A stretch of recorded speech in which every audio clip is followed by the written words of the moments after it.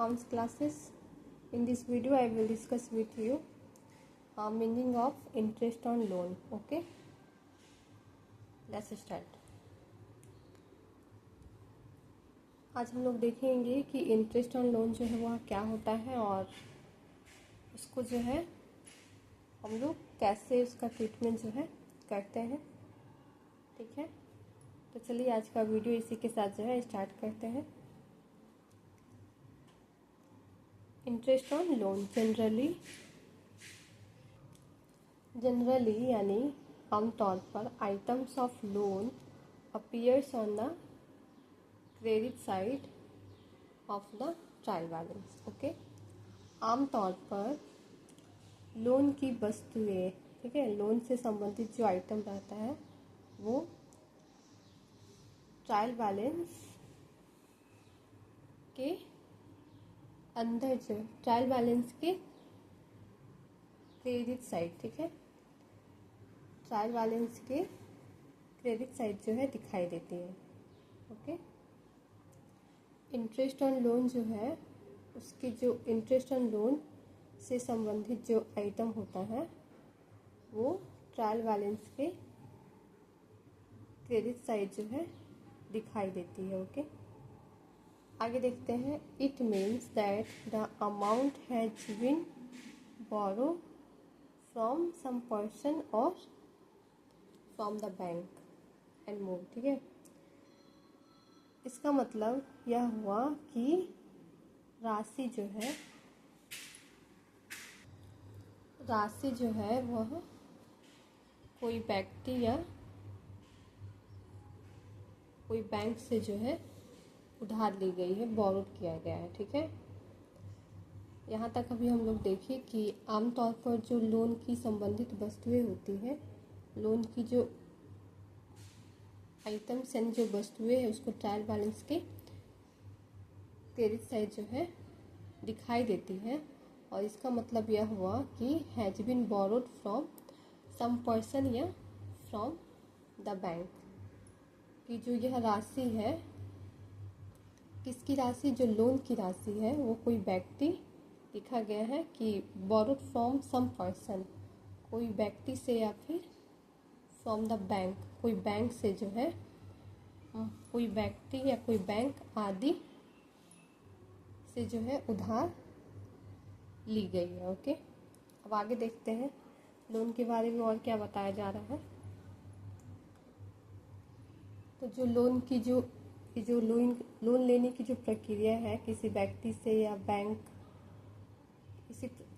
इसी प्रक्रिया को जो है, इसी प्रोसेस को जो है इंटरेस्ट ऑन लोन जो है कहा जाता है. ठीक है, और क्या बताया जा रहा है एक्स्ट्रा इन्फॉर्मेशन कि loan is a liability of the firm. ठीक है, लोन जो है फर्म के लिए एक लायबिलिटी है, फर्म के लिए एक दायित्व है, क्योंकि इसे जो है बाद में पे करना होता है, इसका भुगतान करना होता है. And the interest on such loan will be expenses. ठीक है, और बताया जा रहा है कि ऐसे लोन पर ब्याज विल बी एन एक्सपेंस, ऐसे लोन पर ब्याज जो है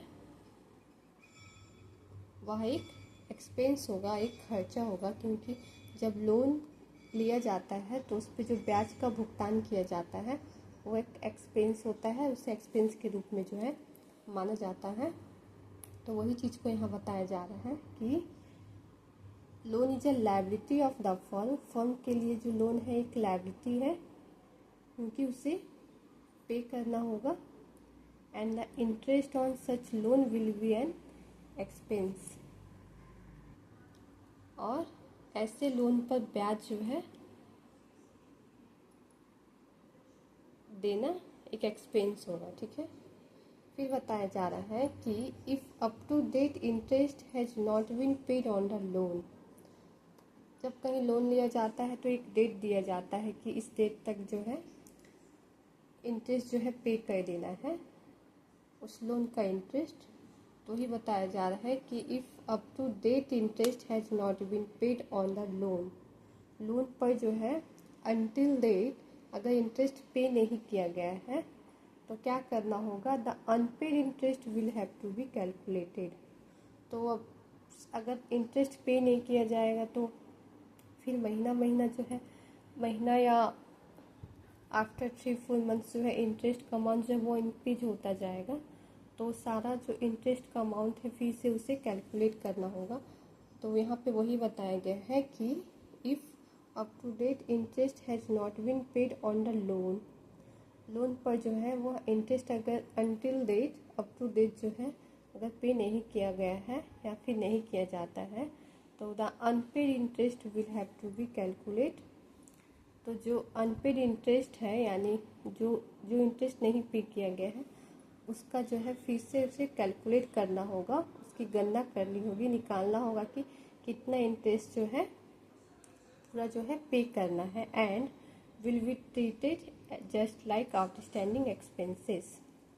और इससे जो है आउटस्टैंडिंग एक्सपेंसेस और जो सारा जो इंटरेस्ट हो जाएगा वह बकाया हो जाएगा, क्योंकि उसे जो है पहले पे करना था और वह जो है अभी तक पे नहीं किया गया है। तो जो बकाया जो राशि रह जाता है उसे ही हम लोग आउटस्टैंडिंग एक्सपेंसेस बोलते हैं।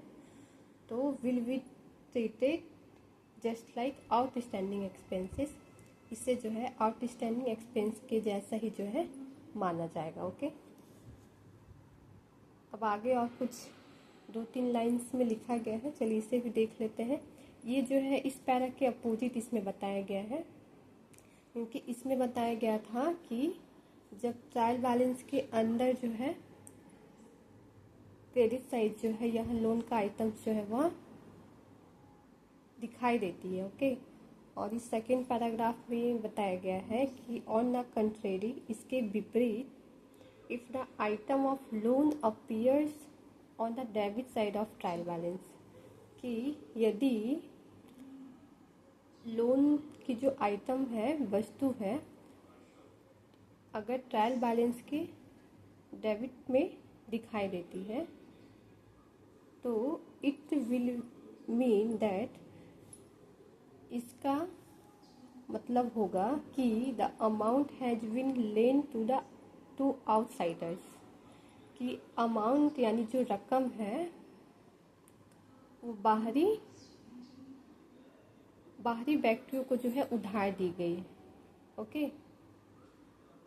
अगर लोन की वस्तुएं जो है डेबिट साइड, ट्रायल बैलेंस के डेबिट साइड में दिखाई देती है, ठीक है, तो उसका मतलब होगा कि जो रकम है यानी जो अमाउंट है वह बाहरी व्यक्तियों को जो है उधार दी गई है, ऐसा जो है माना जाएगा। ठीक है, और आगे बताया जा रहा है कि it will be an asset in this case, तो ऐसे केस में जो है यह एक एसेट होगा, जो अमाउंट है वो एसेट होगा, एक एसेट के रूप में जो है माना जाएगा। And interest on such loan will be an income for the firm, और ऐसे लोन पर जो इंटरेस्ट होगा वह फर्म के लिए एक इनकम होगा। ओके, क्योंकि अगर कोई बाहरी व्यक्ति पैसा अगर अप टू डेट तक पेमेंट नहीं करता है तो फिर उससे उस पर इंटरेस्ट देना होगा, और अगर इंटरेस्ट जो है फर्म के पास आता है तो फर्म का जो अपना इनकम जो है वो इंक्रीज होगा।